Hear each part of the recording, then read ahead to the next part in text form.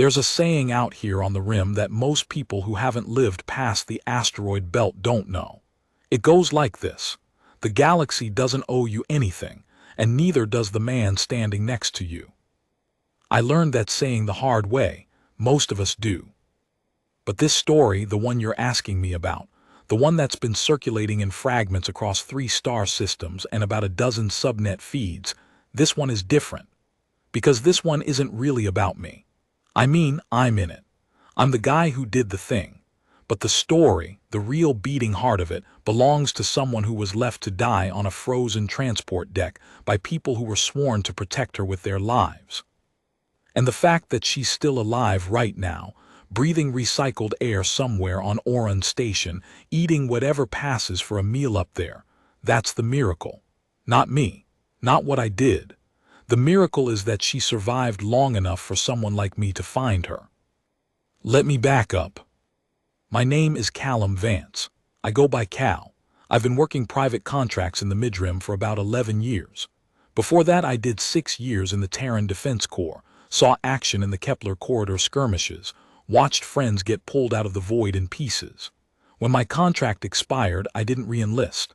Not because I was done fighting. I was never really done fighting. But because I got tired of fighting for people who couldn't tell me what we were actually fighting for. Private work is different. You pick your jobs. You know what you're getting paid and why.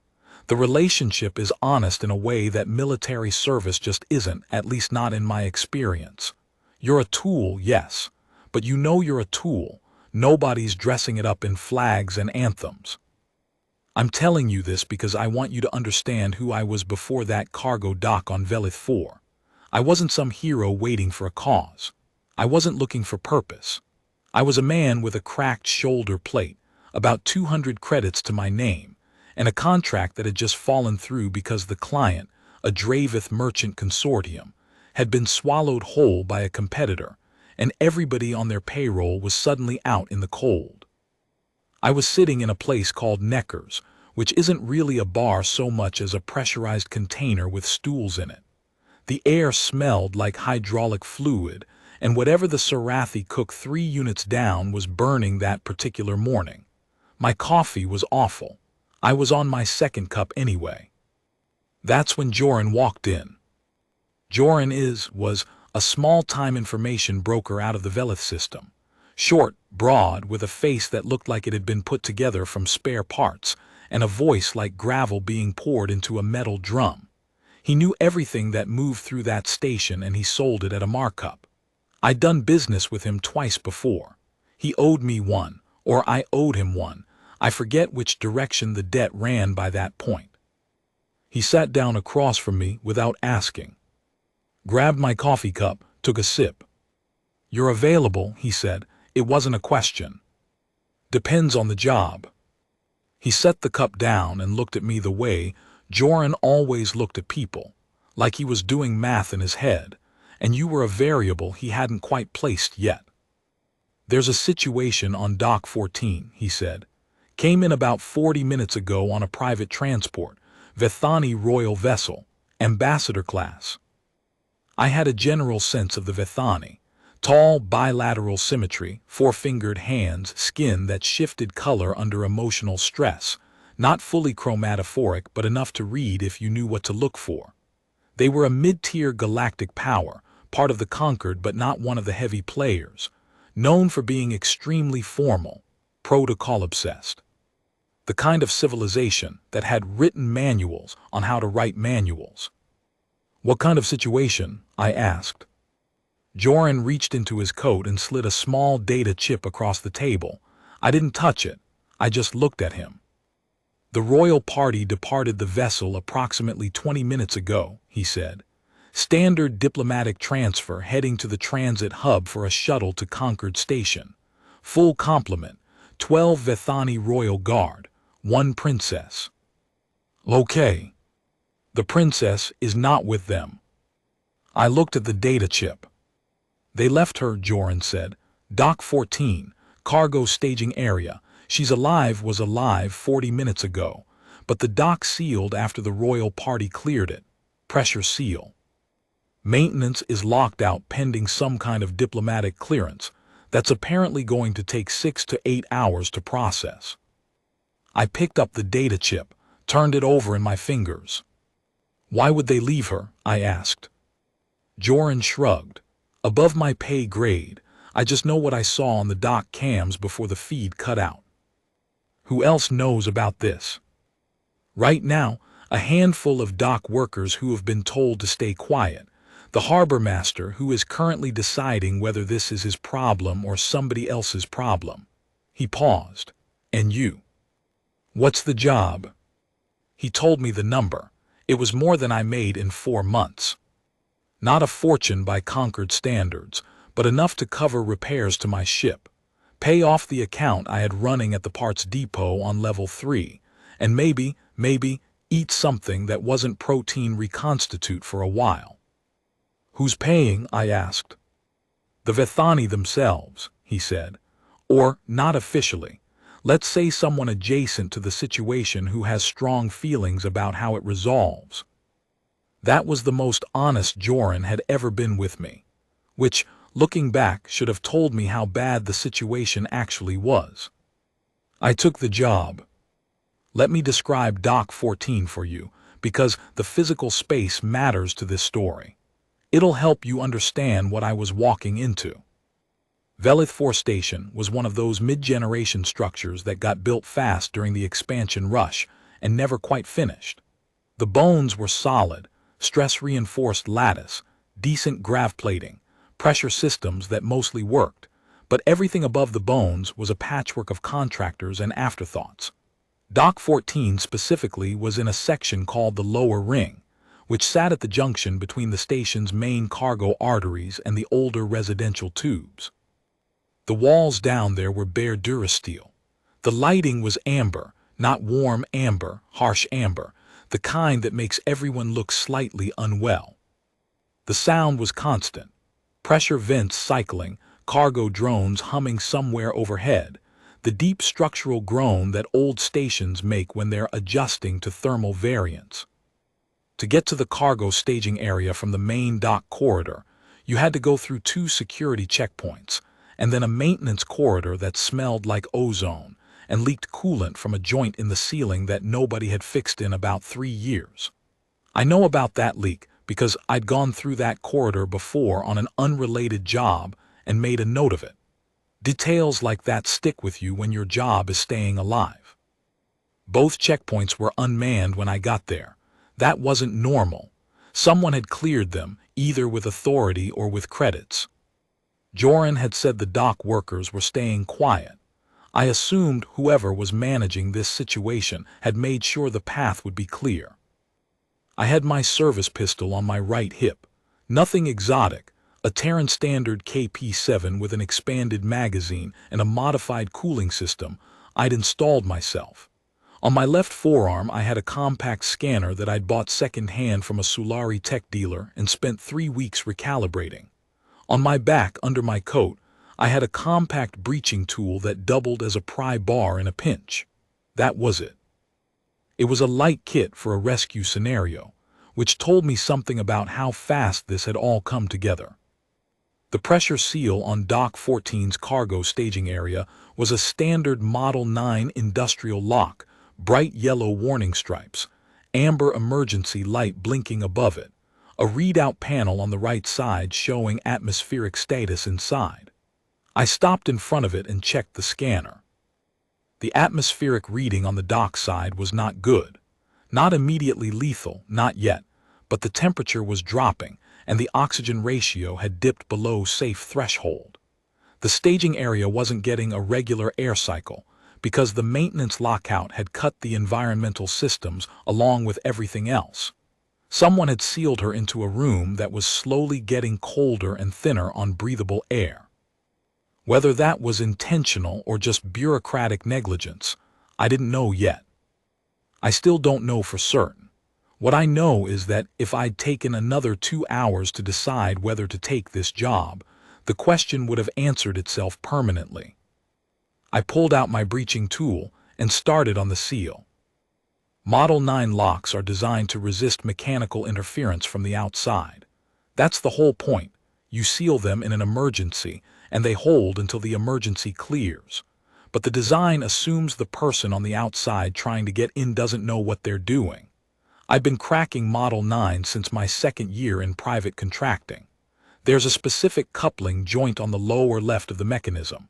If you get the torque right and you know the rhythm, the lock releases. It takes patience and a decent breeching tool and the willingness to put your shoulder into it. I was through in about 8 minutes. The door released with a heavy thud, cold air rolling out like a wave. Not ice cold, not quite, but cold enough that my breath immediately fogged.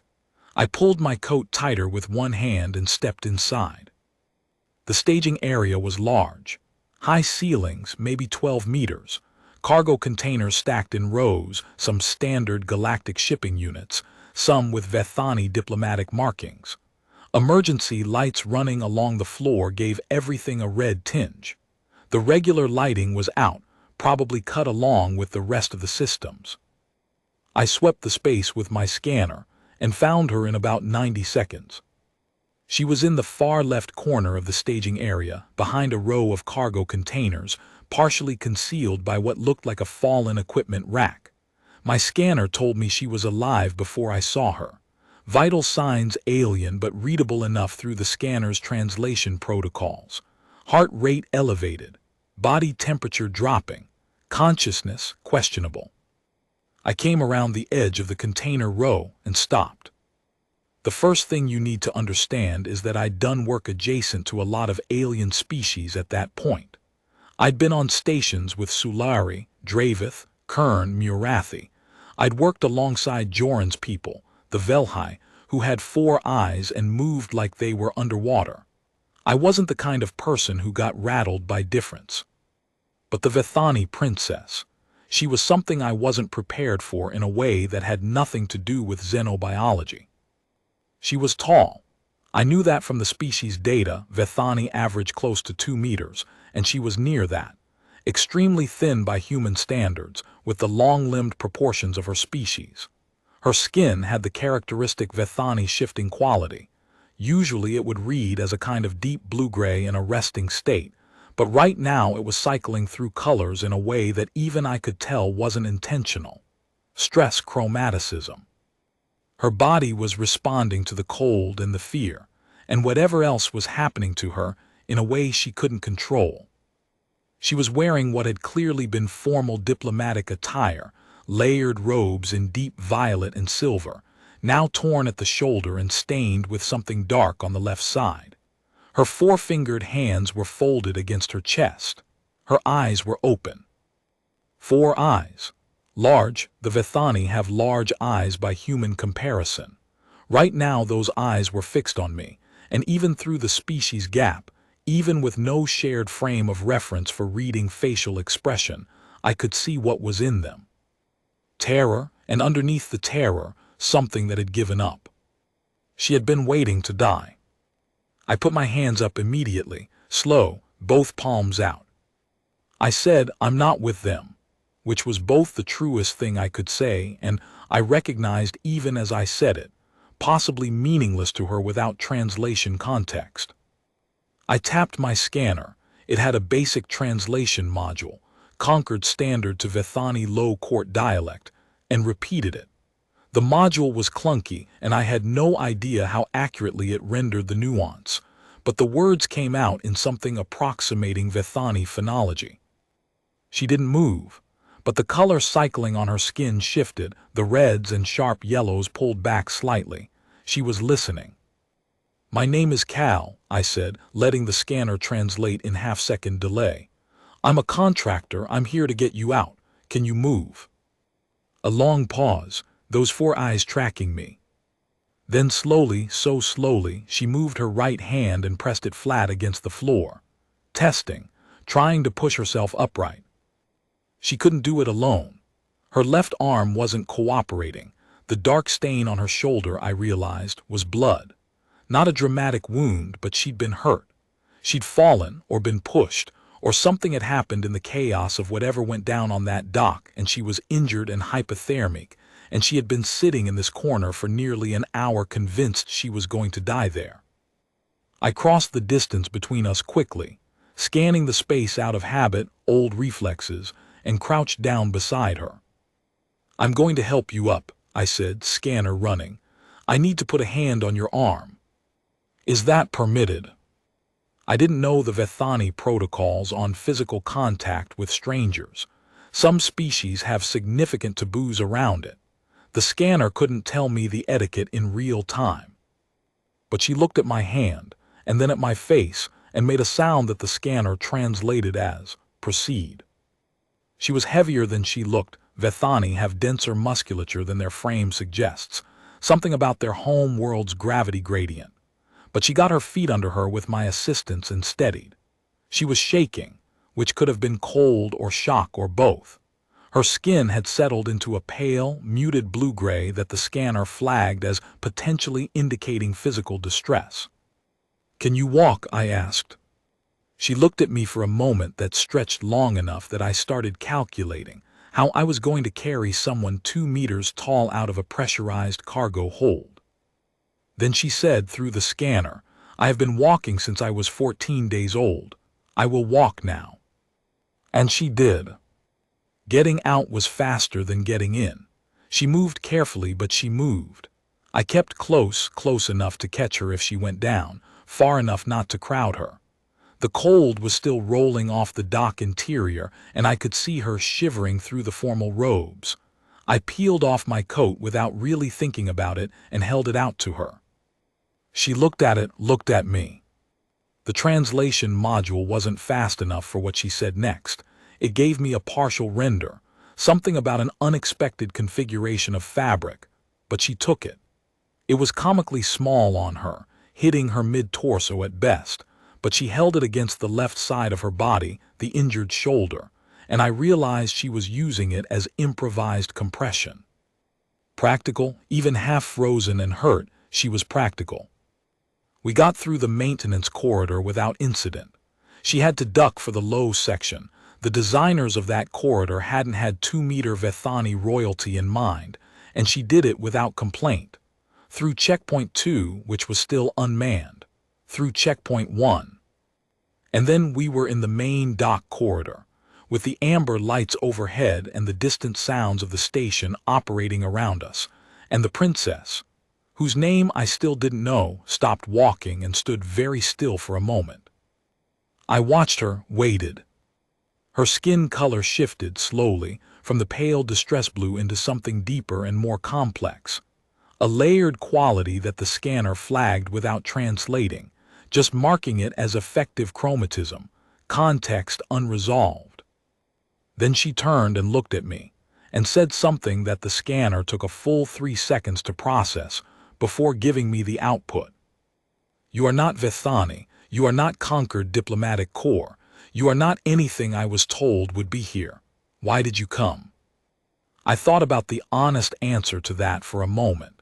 It would have been easy to say something noble. It would have been easy to construct a version of the story that made me sound like a hero. But I was cold and my shoulder ached where I'd put it into the pressure seal, and I was fairly certain we weren't out of trouble yet, and I didn't have the energy for anything but the truth. "Someone was going to pay me to get you out," I said, and then I saw the atmospheric readings on my scanner. I paused. The air in there was getting thin. The scanner worked through that. She listened to the output. "So you did it for payment." "I started for payment," I said. "I finished for the other reason." Another long pause. The 4 eyes, amber-colored, in a face that was reading more and more as exhausted the longer I looked at it, stayed on my face. "What is the other reason?" "You were going to die," I said, "and that bothered me." The scanner translated. She looked at me. The color under her skin did something complicated that I didn't have the context to read. Then she said, "I am Thessaly Vorkethani, second daughter of the Vethani sovereignty. I have been trained since childhood to believe that rank confers protection, that our guard would die before abandoning their post." I didn't say anything. "They were ordered to leave me," she said. "I heard it. I heard the order, I heard them comply. Still I didn't say anything, because there's nothing useful to say to that. There's no word in Standard or Vethani, or any language. I know that actually covers what it means to be left behind by the people whose entire purpose was to stand between you and the void. Finally I said, "Let's get you somewhere warm." She looked at me for another second. Then she said, very quietly, with the scanner barely keeping up, "Yes, I think that would be acceptable." I took her to the only place I had ready access to on short notice, my ship. The Castor Actual is a Terran-built Harrow-class light transport, which means it's small, functional, reasonably fast, and looks like someone assembled it during a power outage. It's been my home for 4 years, and I know every sound it makes and every quirk in its systems. It's not impressive. It's mine. She had to duck twice getting through the corridors. She did it with a kind of automatic dignity that I found remarkable, given that she was still shaking with cold and bleeding through the improvised coke compress. I got the environmental systems up to a higher temperature than I usually run. Vethani run warm, which was ironic given where I'd found her, and pointed her at the galley bench while I found the ship's basic trauma kit. The kit had been assembled by me over several years and was optimized for Terran biology, but it had some multi-species components, including a set of sterile wraps that were rated for Vethani epidermal chemistry. I knew this because I'd bought them 6 months ago on a whim at a medical surplus sale and had never used them. Sometimes you don't know why you bought something until you need it. "This is for the shoulder," I said, holding up the wrap. "I'll need to see the wound to dress it properly. I'm not a medic, but I've done this before." She translated through the scanner, considered, and then began to loosen the fastenings on the left side of her formal robes with her right hand. The wound was a laceration, clean enough that it was probably from an edge impact rather than anything deliberate, about 8 centimeters. It had stopped bleeding actively, but it needed pressure and closure. I worked through it as efficiently as I could, and she sat still through the process with the kind of practiced stillness that told me she'd been trained to manage pain without showing it. When I finished, she said, "You work as though you have done this before." "I have," I said, "mostly on myself." "That is a concerning statement." "Yeah," I said, "it is." I put the kit away and sat down across from her. The galley was small, a table, 4 bolted-down seats, a wall unit that could produce hot food if you were not overly particular about what form it took. I asked the ship to make something warm, and the unit obliged with something that was technically tea. I put a cup in front of her. She looked at it. "It's just hot water with organic compounds," I said. "Should be fine for your system. It cleared basic Vethani chemical safety ratings when I checked the scanner. But you don't have to drink it." She picked it up with both hands and held it, not drinking, just holding the warmth. "Do you want to tell me what happened?" I asked. A very long pause. "Do you want to know?" she asked. "Only if you want to tell it."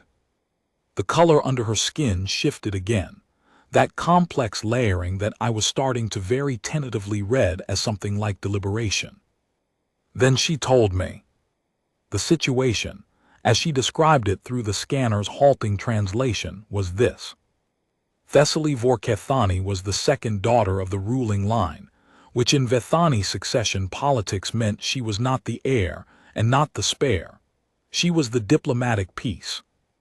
The one who got sent to functions and treaty negotiations and intersystem visits because she was educated for it, trained for it, and because her absence from the home system didn't carry the same catastrophic risk as the absence of her older sister.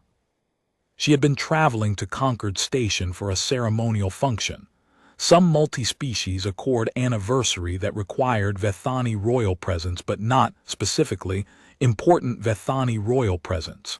She had 12 royal guards. She had a full diplomatic staff. She had a ship designed to make the journey safely. What she didn't have, she now knew, was the loyalty of the people around her. The guard's commander, a Vethani male named Vorath, had received a communication somewhere in the journey that Thessaly had not been told about. She didn't know the exact content, but she'd observed the behavioral changes in Vorath over the last day of travel. The rigid formality of the guard had developed a specific quality directed away from her. Not inattention, exactly, careful non-attention. The kind that happens when people have been told to stop seeing someone.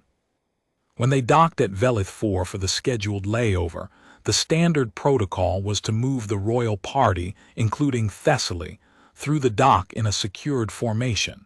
She had been at the center of the formation. She was always at the center. But in the cargo staging area in Dock 14, the formation had changed. A minor variance, she'd thought at first. Standard adjustment for the space configuration. Then Vorath had given an order to the formation that she hadn't understood in the moment.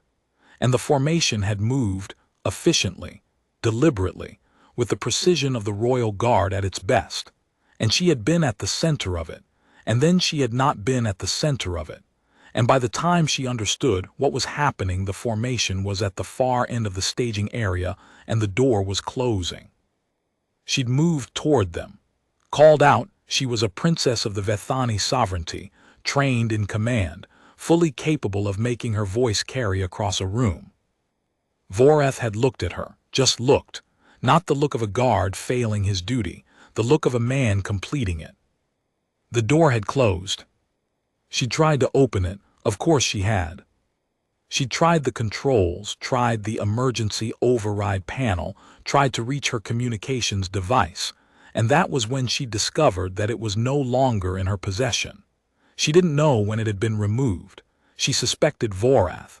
He was close enough during the formation movement. Vethani hands were quick. She'd been in there for 53 minutes when I opened the seal. Who gave the order? I asked when she'd finished. Not Vorath. Who gave Vorath the order? I don't know with certainty, she said, but I have a suspicion. Does it involve your home system? The color under her skin did a sharp thing. A brief, hot color I was starting to read as anger. It involves my sister. I sat with that for a moment, thought about what it meant. Thought about the political dimension that was now attached to this situation. A political dimension that was significantly above my pay grade and, frankly, my interest level.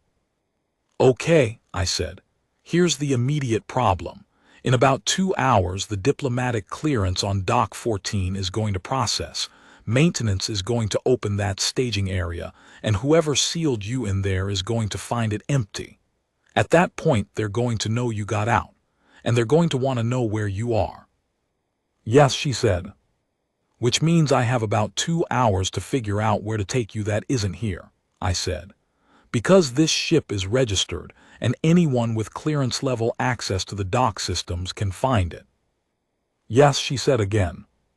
And then, you are thinking very practically for someone who is not professionally invested in my survival. I took the job, I said. That makes me professionally invested. She looked at me, the amber eyes, the skin doing that deep, complex color thing. You are a strange person, Callum Vance. I didn't know how she'd gotten my full name. I'd only told her Cal, and I was about to ask when I realized she'd probably gotten it from my ship's ident when we boarded. Smart, practical even when exhausted. Right. Yeah, I said, I've been told. The next 90 minutes were the most compressed planning session I'd run since the Kepler corridor. I worked the ship's comms while Thessaly sat at the galley table and did something I hadn't expected. She pulled up her own internal analysis on the situation, the political architecture, the players and their likely motivations, laid it out with a clarity and precision that told me she was not only intelligent, but had been trained to think in systems. She'd been using the time in that staging area, I realized. The 53 minutes of waiting to die, she'd been thinking. The scenario, as we reconstructed it, looked something like this.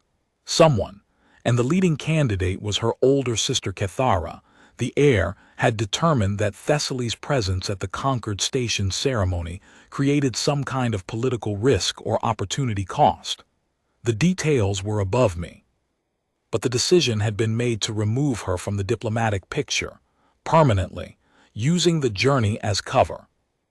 Voreth had been turned, possibly financially, possibly through leverage, possibly through whatever the Vethani equivalent of a political promise was. The guard had complied because they followed their commander, and the sealing of the dock had been arranged to look like a maintenance incident, the sort of thing that happened occasionally on mid-tier stations and could be documented as a tragic accident. The problem, I said, is that they didn't get to write the accident report. You're still alive. Yes, she said, and that changes everything. They can't let you get to Concord Station, I said, not as a walking, talking accusation. So whoever's behind this, whether it's your sister or someone adjacent to her, they're going to be motivated to finish this. There is also the problem of the guard, she said. Voreth has 12 soldiers. They are Vethani Royal Guard. They are among the best equipped infantry in this region of the Concord. And they're going to be alerted within 2 hours when the dock clears, I said, which means we have a window. What do you propose? I leaned back, thought about the geography, the station layout, the ships currently docked, the traffic patterns. I thought about Joran, who had brought me this job and who presumably had a client somewhere who had an interest in how it resolved, an interest that was, presumably, aligned with getting Thessaly somewhere safe. There's a diplomatic relay station, I said. Concord administered. 12 hours from here in the Harrow's Drive configuration. It's neutral ground, no sovereign authority can operate armed personnel there without Concord approval, and that approval takes 36 hours minimum to process. If I can get you there, you'd have a window to make contact with the Concord directly and get your situation on the official record before anyone can clean it up. That assumes your ship can clear Velith 4 dock authorization before the maintenance lock resolves. I was thinking about that, I said. The clearance is automated, it's in the queue. If I submit a departure request right now with a standard commercial priority flag, it should process before the maintenance cycle completes. We'd be cutting it close. How close? Maybe 20 minutes, I said. She was quiet for a moment. The skin color shifted through something I was beginning to read, very tentatively, as consideration. And if we don't make it, if they track us, then I get paid to do a different kind of work, I said.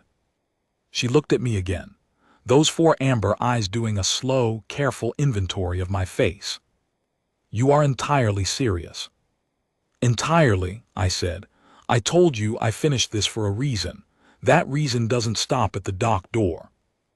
I submitted the departure request, went to the cockpit, started the pre-launch sequence on the Castor Actual, which involves a particular ritual of checks and overrides that I could probably do unconscious at this point. Engines warm, systems nominal. The ship's old, but it runs. I heard her move from the galley to the cockpit doorway. She had to angle her head slightly to fit through the frame. She looked at the cockpit, the screens, the worn seat fabric, the hand-modified control layout that was more Cal Vance than anything out of a Terran defense manual. This is your ship, she said. It is, I said. It looks as though it has survived considerable difficulty. It has, I said, so have I. The departure clearance came through 17 minutes after I submitted it. The dock authorization opened. The Castor Actual's engines kicked into full cycle, and I felt the ship come alive under my hands the way it always did, not smoothly, not quietly, but surely. Like it knew what it was doing even when I wasn't entirely sure. We cleared Velith 4 station at the 18-minute mark. Behind us, I didn't look. I knew what was behind us. I knew the dock maintenance lock would cycle in about 2 minutes and someone was going to walk into an empty staging area and make a communication that would set things in motion. Ahead of us was 12 hours of drive time and a relay station and whatever came after that. I set the course, engaged the drive, watched the stars stretch. Thessaly Vorkethani was standing in the cockpit doorway, still wearing the tattered formal robes and the bandaged shoulder, and holding a cup of ship's tea that had gone cold, looking at the viewport, at the stars pulling long and bright as the drive engaged. "It does something to you," I said. "The first time you're in a ship that moves like this." "Not my first time," she said, "but perhaps my first time that felt like choice." I didn't answer that. I let it sit in the cockpit between us, which felt like the right thing to do. Then I set the autopilot, leaned my head back against the seat, and tried to get some rest while I still could. Because I had a strong feeling that the 12 hours ahead of us were going to be the easy part. 12 hours in a Harrow-class transport with a Vethani princess is an experience I would struggle to describe to someone who hasn't done it. It's not that she was difficult, she wasn't. She was exhausted, she was injured, and she was running on the kind of controlled composure that I recognized from my own military years. The discipline you hold onto not because you feel fine, but because falling apart isn't an option yet. She slept for 4 hours on the secondary bunk that I normally used for equipment storage. I moved the equipment. She didn't comment on the condition of the mattress. I appreciated that. When she was awake, she talked. Not constantly. Not emotionally, in the way humans sometimes process difficulty by talking at high volume. She talked the way she did everything, with precision. Questions about the Castor actual systems. Questions about the relay station we were heading to. Questions about human military structure, and how private contracting differed from it. She was building a picture, constantly, methodically. Even in a situation that had stripped away everything around her, she was gathering information. Around hour 7, she asked me a question that I hadn't been expecting. "Why do humans take this kind of work?" she said, "the kind with no clear side to be on." I'd been running system checks at the navigation console. I stopped and thought about it for a moment. "Because most of the time there isn't a clear side," I said. "There's just who needs something done, and whether you can do it." "The Galactic Concord believes in clear sides," she said. "Every species with Concord membership believes in clear sides. Our entire diplomatic framework is built on sides." "Yeah," I said. "And how did that work out for you in Dock 14? She was quiet for a long moment. "That was pointed." "I didn't mean it to be harsh," I said. "I just mean the Concord's political framework couldn't help you in that staging area. The 12 guards with Vethani sovereignty clearance couldn't help you. The diplomatic protocols didn't help you." I paused. "A guy with a breach tool and a scanner helped you. A guy who wasn't on anyone's official side." "That is either a profound argument for independent contractors," she said, "or a profound indictment of institutional loyalty." "Can it be both?" I asked. Another pause, then so quietly the ship's ambient noise almost covered it. "Yes, I think it can." We were 2 hours from the relay station when the scanner alert went off. I was already at the console. I'd been running passive scans for the last 3 hours, tracking the space around us, watching for anything that moved wrong. The kind of vigilance that feels paranoid until it saves your life. The alert was 3 contacts, Vethani configuration, coming in from the trailing quadrant, which meant they'd picked up our vector from Velith 4 and had been running a parallel course, staying just outside my scanner range, waiting. They weren't waiting anymore. I calculated the intercept geometry in my head. They were faster than the Castor actual. Most dedicated military vessels are, but we had a head start. 2 hours to the relay station. The intercept window, given their drive output, was tight. Maybe 70 minutes before they could match our position if we pushed the drive. "We have company," I said. Thessaly came to the cockpit doorway. I showed her the scanner. 3 vessels, she said. Vethani Royal Guard escort configuration. "Your guard?" I asked. "Or guard loyal to whoever gave Voreth his orders," she said. The distinction matters less than the tactical reality. Right, I said. Okay, here's the math. I walked her through it, the intercept timeline, our drive capability, the relay station distance. If we run full burn, we might make it to the station. The drive hasn't been pushed that hard in about 8 months, and I can't guarantee it holds, but we might make it. And if we don't make it to the station, then they catch us in open space, I said. And in open space, the rules are different. They will not attack a conquered registered vessel, she said. There are treaties. There are treaties, I agreed. And there was a princess who was supposed to be left in a sealed cargo hold and listed as a maintenance accident. People who can do that can work around treaties. She was quiet.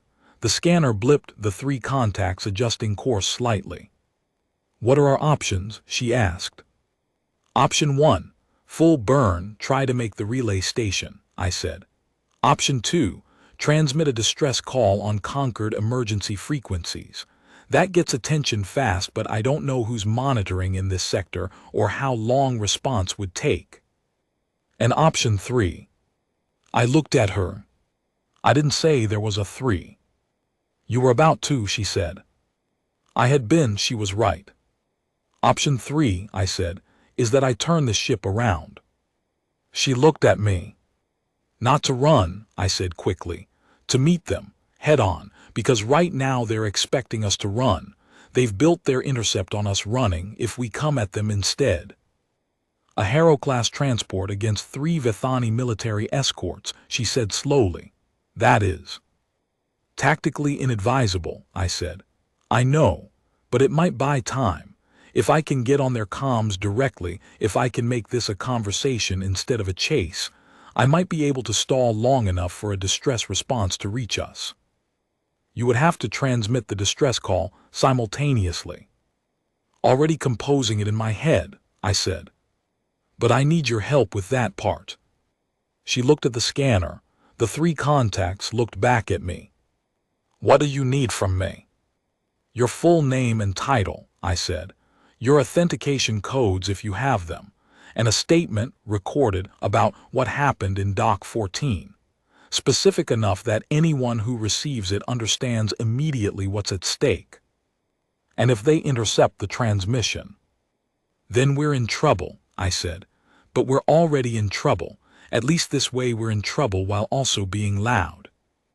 Another long pause. The ship hummed around us. The scanner tracked the 3 contacts closing slowly at the edge of range. Then Thessaly Vorkethani, second daughter of the Vithani sovereignty, who had been left in a cold cargo hold to die by her own guard, stood up straight as the cockpit frame allowed, and said, "Prepare the recording system." I won't reproduce her full statement here. It's in the Concord record now, and it'll stay there. But I was sitting 2 meters from her when she recorded it, and I'll tell you what it was like to watch. She was still wearing torn diplomatic robes.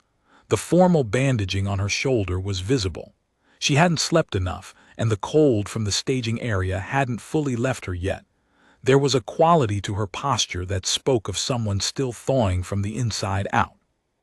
But she spoke clearly, precisely, with the kind of controlled authority that I realized was just how she was, not performance, not training holding on for dear life, but genuinely her. The training had made her this way, and the self had completed the work. She stated her name, her title, the date of departure from the Vithani home system, the timeline of events, the location of Dock 14 on Velith 4 station, Vorath's name, the order she had heard him receive, the moment the door had closed. And then she said something that wasn't in the official record, because I edited it out before transmission. Not because it was false, because it was true in a way that I wasn't sure served her interests in the political context. She said, "I want the record to note that my survival is owed entirely to a single human contractor who had no obligation, no political interest, and no directive to assist me. He came because he was paid, and he stayed because." She paused, looked at me. "Because that is the kind of person he is," she finished. And I want that on the record somewhere, even if not in the official transmission. Because I have learned something about institutional loyalty today, and it is a lesson I will not allow myself to forget. I told her I was cutting that part. She said she was aware I would and that she had said it for me to hear, not for the transmission. I didn't say anything to that. I just sent the transmission. Then I turned the ship around. This is the part that various people have described in various ways depending on their perspective. The Concord Inquiry Board described it as an unauthorized tactical engagement in a non-combat zone. The Velith 4 Dock Authority described it as reckless operation of a commercial vessel. The Vethani diplomatic representative, Counselor Meth Oran, described it as an act of provocation with unclear motivations. I would describe it differently. I would describe it as the only move available. The Castor Actual is not a military ship. It has no weapons systems. What it has is a drive that I've modified over 4 years to output about 20% more than the factory specification. A modification that is, technically, in violation of Concord transport regulations, and one I'd been meaning to document properly for approximately 3 years. What I was betting on was simple. The 3 Vethani escort vessels were running an intercept pattern. Intercept patterns have assumptions built into them. The primary assumption is that the target is trying to get away.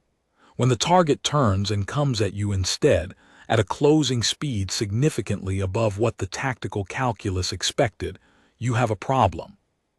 Not a weapons problem, a geometry problem. Suddenly the formation that was perfectly arranged to cut off a fleeing vessel is in completely the wrong configuration for a head-on approach. You have to redeploy, regroup, and in the time that takes. I was on their comms frequency in about 4 seconds. Vethani escort formation. This is Callum Vance, Harrow-class transport Castor Actual, Terran Defense Corps veteran registration TDC 447. I have a passenger aboard who is a citizen of the Vethani sovereignty under my professional protection. Any action against this vessel constitutes an attack on a Concord-registered transport operating in Concord space. I have transmitted an emergency distress call on Concord standard frequencies. Concord Monitoring will have logged that call. You are on record. I didn't know if any of that was going to matter. But I knew something about military formations. I knew that the people in those ships were soldiers, probably good soldiers, following orders. And I knew that soldiers following orders had a specific relationship with accountability. The moment you put them on record, the moment you make the implicit explicit, you change the calculation. There was a silence on the comms that lasted about 12 seconds. In space, 12 seconds is a long time. Then one of the formation ships broke from the intercept pattern, not toward me, sideways, lateral adjustment breaking off. The second ship followed about 3 seconds later. The third held position for another 6 seconds. Then it too adjusted course. They hadn't turned to pursue. They'd broken formation entirely. The intercept was off. I kept the Castor Actual on its reversed heading for another 20 seconds to make sure, watching the scanner. The 3 contacts were no longer converging. They were separating, pulling to wider orbits, the tactical geometry dissolving. Someone in that formation had done the math, had calculated that completing the mission, intercepting a Concord-registered vessel, dealing with a human contractor who just announced himself on emergency frequencies and put everything on record, was no longer a clean operation. The plausible deniability that the whole situation had been built on was gone. Thessaly wasn't a maintenance accident anymore. She was a testimony in transit. I let out a breath I'd been holding for approximately 4 minutes. Then I turned the ship back around toward the relay station and engaged full burn. Behind me from the cockpit doorway, Thessaly said, "They are withdrawing." "Yeah," I said. "You knew they would." "I thought they might," I said. "There's a difference." "But you acted as though you knew." "That's the job," I said. You act like you know. You find out if you were right afterward. A pause. In Vethani military doctrine, she said, that approach would be classified as extremely high risk.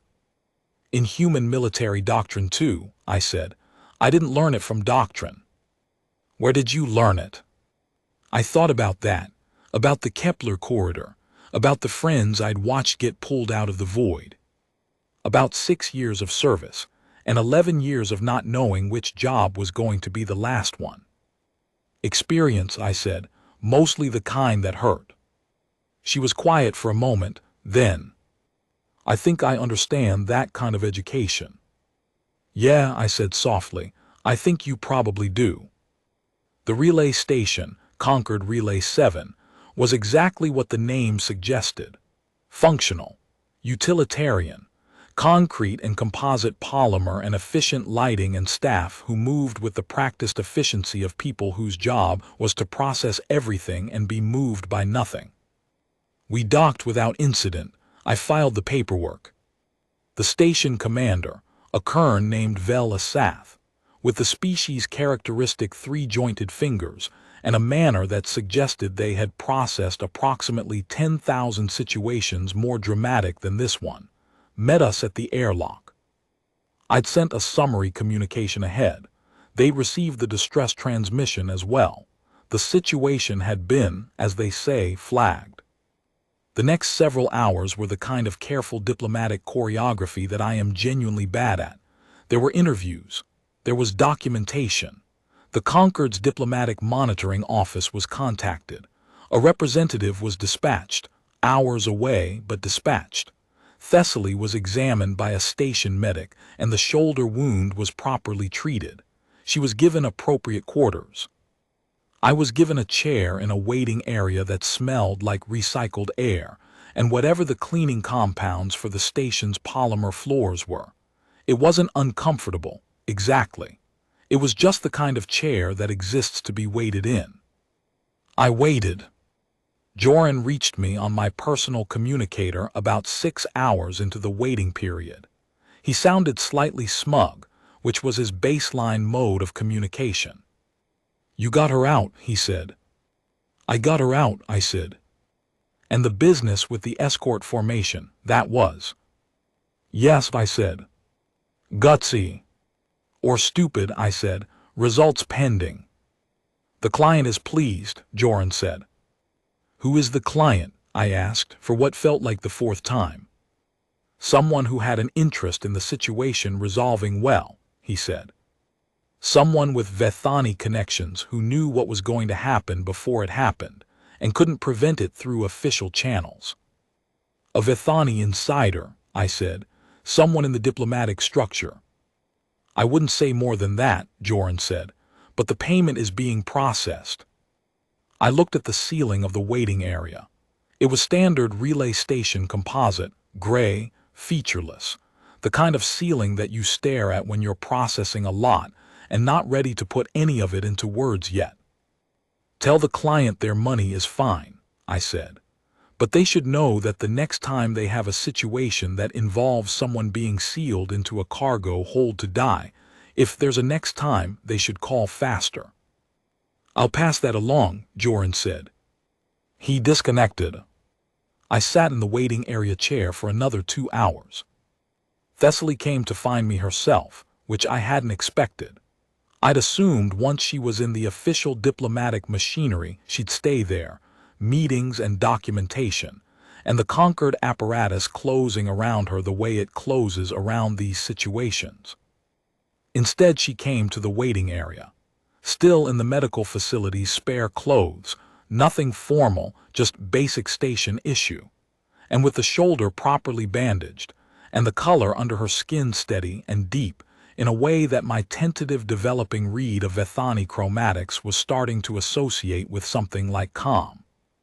She sat down in the chair next to mine, which was something, given that the chairs were not built for Vethani proportions. How's the shoulder? I asked. Correctly treated, she said. The medic was competent. Good. We sat for a moment in the kind of silence that had developed between us over the 12 hours in the Castor Actual, Not uncomfortable, just occupied. Like two people who'd run a race together and hadn't quite agreed on what to say about it yet. The Concord representative will arrive in approximately 9 hours, she said. When they do, the formal statement process will begin. Voreth's name is already in the record. The investigation into what happened in Dock 14 will be opened. That'll be a long process, I said.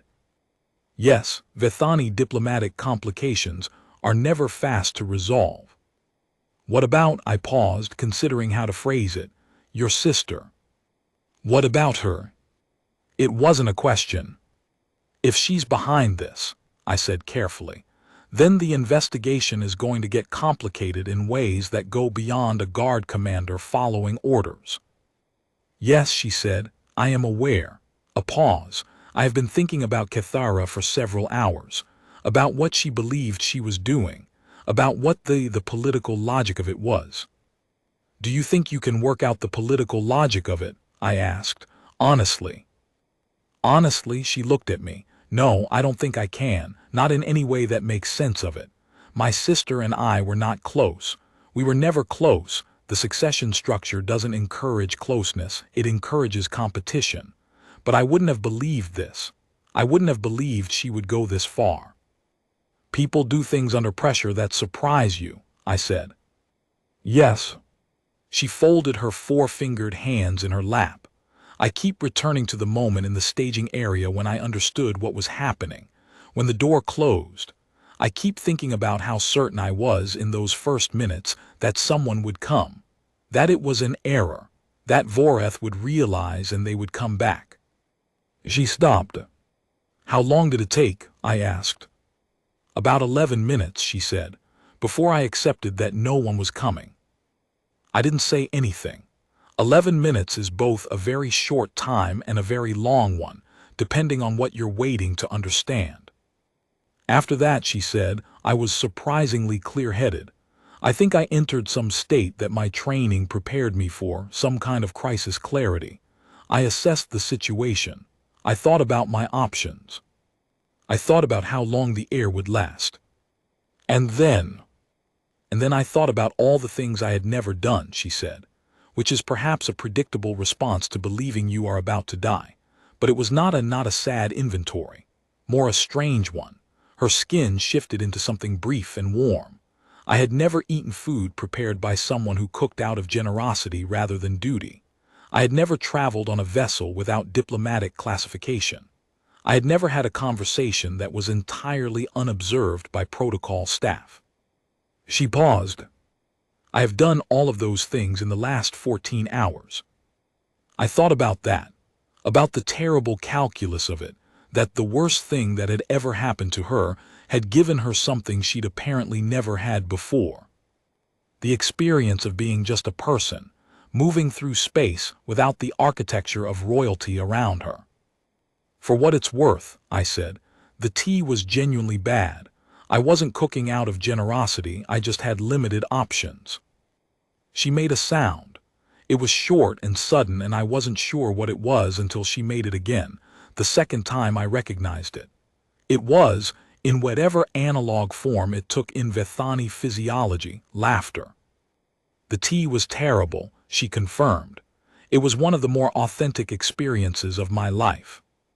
I found myself smiling, genuinely, which was not something I'd expected to be doing in a relay station waiting area 9 hours after narrowly avoiding being intercepted by 3 military escorts in open space. Listen, I said after a moment. You're in good hands now. The Concord process is slow, but it's real. The statement is in the record. You're safe here. She nodded, a human gesture she'd picked up. I'd noticed her adopting several of them over the course of the journey, small translations in the other direction. Whatever happens next, I said, it's not going to look like Dock 14. They can't make you disappear quietly when you're already on the record. You understand that? I understand it, she said. I also understand that understanding it and feeling it are not the same thing. She looked at me. I think I will be afraid for some time yet. I think that is appropriate, under the circumstances. Yeah, I said, that's reasonable. Is it something you experience? She asked, fear. Every job, I said. Anyone who says otherwise is either lying or they've been doing something wrong. What do you do with it? Put it somewhere it doesn't get in the way, I said. Deal with it after. You have not dealt with it after yet, she observed. No, I said. I usually need a few hours and a better version of that tea. She made the laughter sound again. It was a good sound. The kind of sound that once you've heard it, you find yourself cataloging in some permanent part of your memory because you want to be able to retrieve it later when things are bad. The Concord representative arrived 11 hours after we did, slightly later than projected. A human, which I hadn't expected. Senior diplomatic monitor Anara Solis. Mid-50s, with the efficient gravity of someone who'd spent 20 years in exactly these situations. She spoke both standard and Vethani court dialect without a scanner. She met with Thessaly for 3 hours. I wasn't in the room. When she came out, she found me where I'd been for most of the last several hours, the waiting area chair. I wondered if she thought I lived in it. You're Vance, she said. Cal, I said. She sat down in the adjacent chair, looked at me with the evaluating steadiness of someone who'd processed a lot of people in a lot of conditions. The statement she gave is comprehensive, Solis said. The Concord is treating this as a Category 3 political incident. That means it goes to the full diplomatic council. What does that mean for her? I asked. Protection, Solis said. Formal Concord protection pending investigation. She'll be moved to a primary station within 48 hours. The Vethani sovereignty will be notified of the investigation, which, as I understand you can imagine, is going to be diplomatically explosive. The guard commander, I said, Voreth. Already located, she said. He and the full complement are being held at Velith 4 pending questioning. The station authority there was more cooperative than I might have expected. They were cooperative when I was working with them too, I said, within limits. Solis looked at me for a moment. You know what you actually did today? Got someone out of a locked room, I said. You ignited a Concord-level investigation into the internal politics of a sovereignty member state, she said. You've potentially exposed a succession plot that has implications for the Vethani's entire diplomatic posture for the next decade. And you did all of this as a private contractor with a commercial transport and a scanner. And a breaching tool, I said. And a breaching tool, she agreed. Are you available for continued work? I looked at her. What kind? Nothing immediately, she said. But the Concord Diplomatic Monitor Office occasionally has need of flexible assets, people who aren't on anyone's official side but who can be trusted to do the thing that needs doing. I'll think about it, I said. She handed me a contact chip and stood up. She asked about you, Solis said at the doorway. Thessaly. She wanted to know what would happen to you, whether you'd be compensated, whether you'd be safe. I didn't say anything for a moment. Tell her I'm fine, I said. Solis nodded and left. I sat in the chair a while longer, turned the contact chip over in my fingers, thought about 11 years of private contracts and the way they'd all looked from the inside like a series of practical decisions, resources and outcomes, who had the credits and what they needed done. Thought about a Vethani princess sitting in a cold cargo hold, thinking about all the things she'd never done. Thought about the moment I'd crouched beside her on that dock floor with my hands up and said I'm not with them. The last time I saw Thessaly was at the relay station's primary airlock. She was being moved to a Concord transport for the transfer to the main station, proper diplomatic escort, Concord uniform, real protection. The machinery had taken over. I was there because Joran had messaged me to say my ship's docking fee was covered through the week, which meant I had time before I needed to decide where to go next.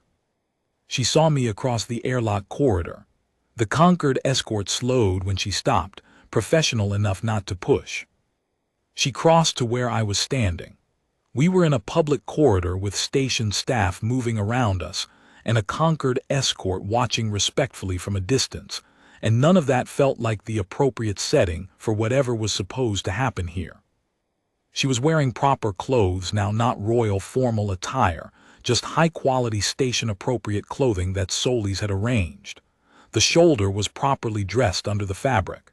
She looked, in some way I couldn't entirely articulate, different from the person I'd found in the staging area. Not healed, not yet, but differently structured, like she'd taken the experience and fitted it into herself somewhere that she could carry it. She looked at me for a long moment. Then she said, without the scanner, in standard, which her pronunciation was better than her scanner's rendering had been all along. "Thank you for the breaching tool, for the other reason, for the tea despite its quality." I almost said something easy, something that sealed the story cleanly. "You're welcome. Take care, good luck with the investigation." Instead I said, "If you ever need a contractor on the midrim who isn't on anyone's official side, you have my ship's ident."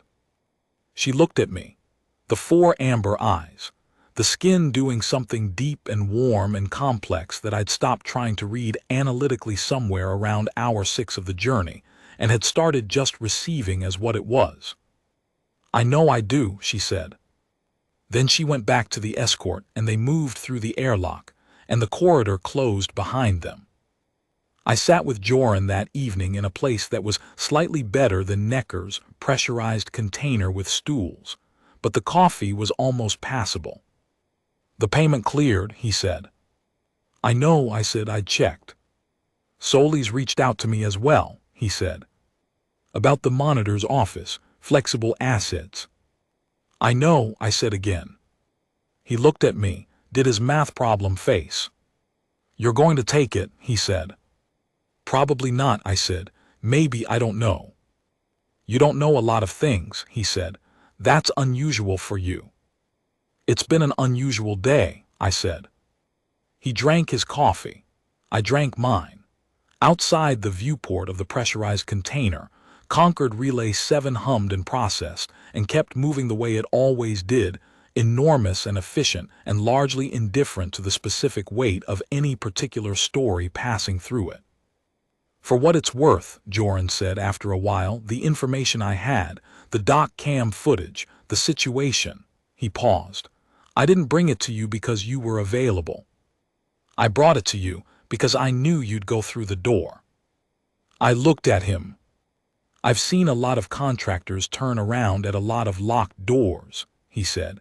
"When the math gets complicated, when the situation goes above what the job description covers."